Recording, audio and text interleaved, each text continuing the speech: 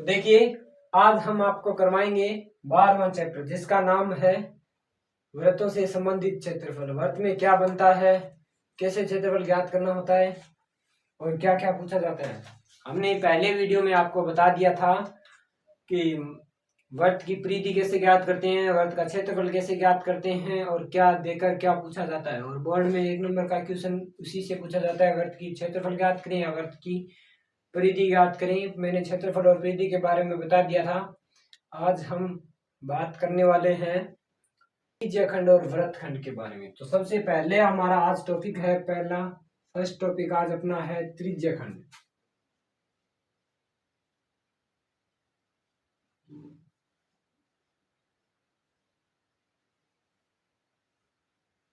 सबसे पहला टॉपिक अपना है त्रिज्य खंड।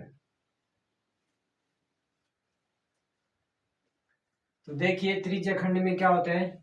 तो सबसे पहले आपको पता होना चाहिए कि त्रिज्य खंड होता क्या है।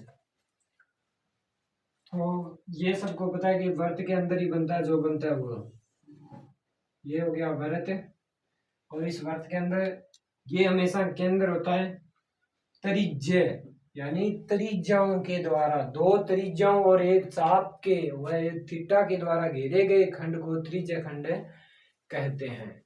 तो देखिए दो खंड यानी भाग बनाएंगे। देखिए देखिए जैसे ये भाग बनता है, लेकिन भाग नहीं बनता, ये त्रिज्या है। देखो इसे कोई डिवाइड नहीं कर सकते हम, ये मानते हैं त्रिज्या है। लेकिन अगर यहीं पर एक त्रिज्या और खींच दी जाए, जैसे ये त्रिज्या और खींच दी मैंने, तो ये जो भाग बनाया इतना, इसे आप त्रिज्या खंड बोलोगे। क्योंकि इसमें एक तो ये जो आपका आर शामिल, ये आर हो गया किसके अंदर, ये आर शामिल होता है। और एक यहाँ पर जो ये कोण बनता है वो शामिल होता है।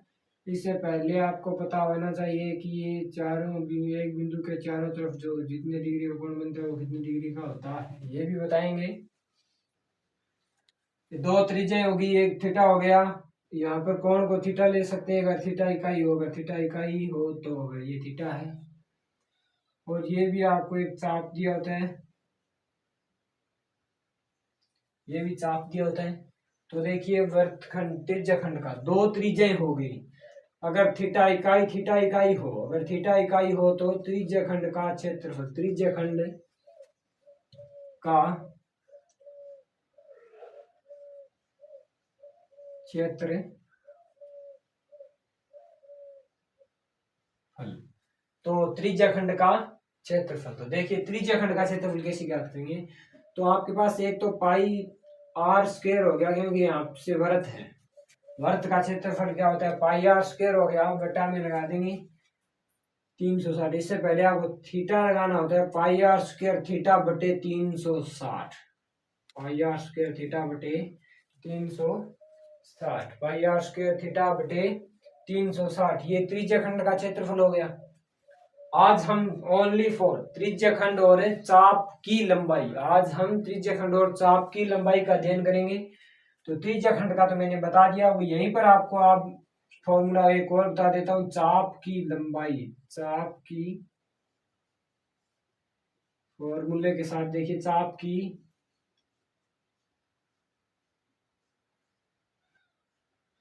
लंबाई, देखिए चाप की लंबाई क्या होती है। अगर इस चाप की आप लंबाई ज्ञात कर रहे हो तो यहाँ पर पाई का मान 2 बार लेना पड़ता है, 2 पाई आर परिधि की बात होती है। अगर चाप की बात की जाए तो मैंने पहले वाले वीडियो में आपको बताया था कि ये जो बाहर का जो दायरा यानी एरिया होता है उसे आप परिधि बोलते हैं, जिस तरफ हम बाढ़ की जाती है उसे हम परिधि बोलेंगे। तो ये परिधि की बात हो रही है, यहाँ पर चाप ये होता है तो इस चाप की बात हो रही है, यानी परिधि की बात हो रही है। परिधि के साथ यहाँ पर एक थीटा भी होता है और एक इसके बटा में 360 डिग्री भी लगाते हैं हम, क्योंकि एक बिंदु के चारों तरफ बनाया गया कोण हमेशा 360 डिग्री होता है। तो यहाँ से देखिए, अगर यहाँ से अब हल करके लिखते हैं तो इसका आता है पाई आर थीटा बटे 360 से भाग दे देंगे तो कितना बचता है 180। 360 में 2 का भाग देते हैं तो कितना बचता है 180। तो पाई आर थीटा बटे 180 चाप की लंबाई का फॉर्मूला होता है। आज हम इसका सिर्फ और सिर्फ त्रिज्या खंड का अध्ययन करेंगे, कल हम करेंगे इसके वृत्तखंड का अध्ययन, और उसके बाद आपको वर्ग के अंदर बनाया हो, वर्ग के बाहर बनाया हो, छाया की भाग का क्षेत्रफल ज्ञात करना हो, ऐसे कुछ क्वेश्चन आते हैं तो हम आपको करवाएंगे। तो देखिए बोर्ड की दृष्टि से आज क्वेश्चन की बात जरूर की जाएगी, लेकिन ये पहले बेसिक चीज आपको स्ट्रॉन्ग करना है, उसके बाद आपको बोर्ड के माध्यम से जो इम्पोर्टेंट क्वेश्चन होंगे वो करवा दिए जाएंगे। तो देखिए इसमें क्वेश्चन किस टाइप से पूछा गया है। पहला क्वेश्चन देखिए, फर्स्ट क्वेश्चन कैसे आता है। फर्स्ट क्वेश्चन देखिए, जैसे पहला क्वेश्चन है, बोर्ड की बुक में दिया होगा पहला क्वेश्चन, जैसे मैं बताता हूँ 6 सेंटीमीटर त्रिज्या वाले एक वृत्त के अंदर एक त्रिज्या खंड बनाया गया है और उसका केंद्र पर जो आंतरिक कोण होता है वो 60 डिग्री दिया गया है। उसका केंद्र पर जो आंतरिक कोण होता है वो कितना डिग्री दिया गया है, 60 डिग्री। 12.1 का पहला क्वेश्चन है, पहला 12.1 का पहला क्वेश्चन तो मैंने पहले करवा दिया था, यानी 12.2 का पहला क्वेश्चन है कि 6 सेंटीमीटर त्रिज्या वाले वृत्त, क्वेश्चन क्या है, 6 सेंटीमीटर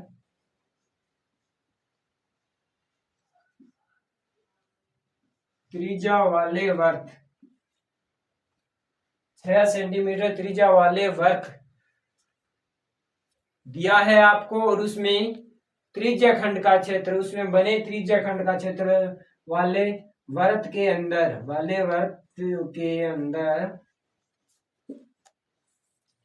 त्रिज्या खंड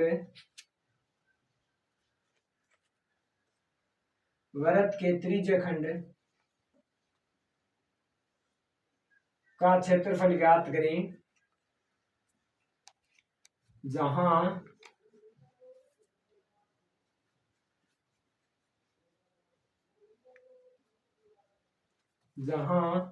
केंद्र पर आंतरिक कोण, यानी जहां केंद्र पर आंतरिक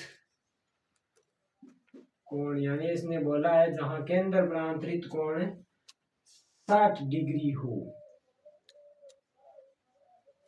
जहां केंद्र पर आंतरिक कोण कितनी डिग्री का हो, 60 डिग्री का।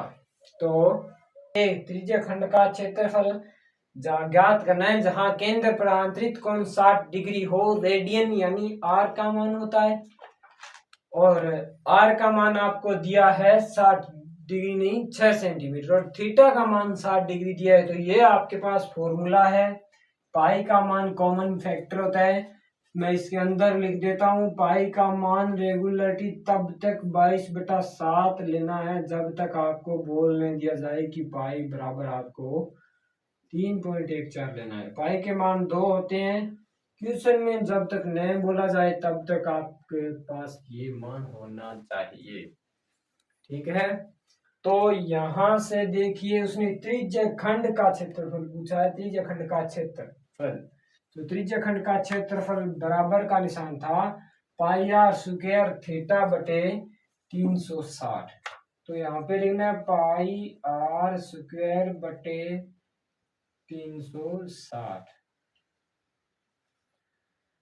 मैंने कहा था जब तक आपको थीटा पाई का मान नहीं चेंज करना है, जब तक आपको क्वेश्चन में नहीं बोल दिया जाए। तो पाई का मान 22/7 लेंगे, यहाँ से आर है, आर का यानी 2 बार गुणा करना है, तो 6 × 6 कितना होता है, 36 होता है, और इंटू थीटा का मान आपको 60 डिग्री दिया गया है, और बट्टा में इसके 60 कितना दिया है, 360 डिग्री, यही दिया होता है ना।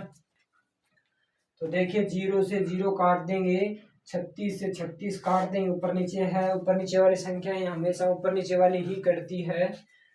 तो अब क्या होगा, 22 × 6 होता है 132, 22 × 6 कितना होता है, 132 होता है। कैसे देखिए, 6 2 12, एक है 6 2 12 और एक है 13, 132/7। और एक बात बता देते हैं, क्षेत्रफल हमेशा सेंटीमीटर या मीटर की स्क्वायर यानी वर्ग मीटर में आता है। तो यहाँ पे लगा देंगे हम वर्ग सेमी, क्योंकि ये आपको भुजा किस में दी है, वर्ग सेमी में, तो वर्ग सेमी लगा दें आप हिंदी के अंदर। अगर आपको ज़्यादा इंटेलिजेंस है तो यहाँ पे सेंटीमीटर की पावर लगाना, ताकि न भूले, यहाँ से आपके नंबर तय होते हैं बोर्ड का। तो देखिए ये क्वेश्चन कंप्लीट हो गया। अब हम चलते हैं नेक्स्ट क्वेश्चन पे। तो इस पर पहला क्वेश्चन तो मैंने करवा दिया। इसके नेक्स्ट क्वेश्चन क्या है देखिए, त्रिज्या। तो त्रिज्या हल करेंगे तो देखिए इसमें दिया क्या क्या है। प्रश्न नंबर 2 का हल अपन लिखेंगे। तो आपको त्रिज्या, त्रिज्या यानी आर, और आर का मान आपको इसने क्वेश्चन के अंदर दिया है 21 सेंटीमीटर है, 21 सेंटीमीटर है। और थीटा, आंतरिक कोण कितने डिग्री का है, 60 डिग्री का आंतरिक कोण जो है वो है, यानी थीटा का जो मान दिया है वो है 60 डिग्री। और इसमें पहला है टॉपिक चाप की लंबाई। पहला टॉपिक है चाप की लंबाई, चाप की लंबाई। पहला टॉपिक है चाप की लंबाई। और इसी में दूसरा टॉपिक है त्रिज्य खंड का क्षेत्रफल। त्रिज्य खंड का क्षेत्रफल, त्रिज्य खंड का क्षेत्रफल। इससे पहले आपको डायग्राम बनाना है। कैसे? 21 सेंटीमीटर त्रिज्या वाले, तो आपको पहले वर्त बनाना है और उसकी त्रिज्या कितनी दी गई है, 21 सेंटीमीटर, यानी ये जो मान दिया गया है वो 21 है। और इस चाप, ये जो यहाँ पे चाप आपको दिखाई दे रहा है, इस चाप के द्वारा केंद्र पर आंतरिक जो कोण है वो आपको दिया है 60 डिग्री। ये चीज इसके अंदर दी रखी है। तो आपको त्रिज्य खंड का फॉर्मूला मैंने बताया था, पाई आर स्क्वायर थीटा बटे 360 डिग्री होता है। तो यहां से आपको पाई का मान 22/7 लेना है, इंटू आर, आर कितनी है 21 है, तो आर का मान 21 लेना है, इंटू फिर 21 लेना है। यानी आर की पावर का अर्थ होता है कि आर को आपस में 2 बार गुणा। और थीटा आपको दिया है 60/360। अगर इनको 0 से ऊपर नीचे वाली संख्या कटती है तो 7 से कटती है, तो 7 एकम 7, 7 दूआ 14, 7 तिया 21 होते हैं। यहाँ से 6 एकम 6, 6 दूआ 12, इसी तरह 6 इंटू 6 36 होते हैं। 6 एकम 6, 6 इंटू 36 हो गए, ठीक है। अब यहाँ से 3 एकम 3, 3 दुआ 6, यहाँ से 2 एकम 2, 11 दुआ 22। तो यहाँ से 11 बच गया यहाँ पर, और यहाँ पर 21 बच गया। यहाँ से 11 को गुणा करेंगे 21 को तो 231 आता है सेंटीमीटर की स्क्वायर लगाएंगे।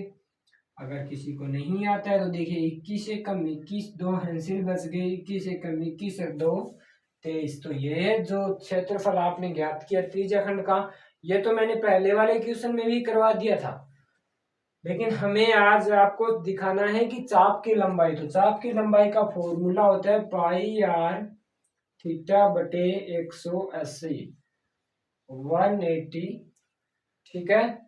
तो यहां से देखिए 180 होता है, तो पाई का मान वही लेना, 22/7 लेंगे। आर का मान 21 दिया है और थीटा का मान 60 दिया था, और बटा में इसका आंतरिक कोण हमेशा 360 था होता है। लेकिन आपको यहाँ पे 2πr था, इसे काटने के बाद यहाँ पे कितना 180 है, तो 180 लेंगे। यहाँ से ये कट जाता है, ठीक है। 0 से 0, 6 एकम 6, 6 2 12, 6 तिया 18 होता है, 7 एकम 7, 7 तिया 21 होता है, 3 से 3 कटता है। तो यहाँ पे देखिए यहाँ एक है, यहाँ एक है, यहाँ एक है, यहाँ एक है, कुछ नहीं है, एक एक का मतलब नहीं होता। तो यहाँ पे कितना बच जाता है 22। और चाप की लंबाई हमेशा सेंटीमीटर के अंदर आती है। तो ये चाप की लंबाई होती है और ये त्रिज्य खंड का क्षेत्रफल होता है। तो और इसमें वृत्तखंड के क्षेत्रफल और इसकी ज़्यादा जानकारी मोस्ट इंपॉर्टेंट क्वेश्चन के लिए हमारे चैनल को सब्सक्राइब एंड लाइक जरूर करें और देखते रहिए आगे वाले वीडियो।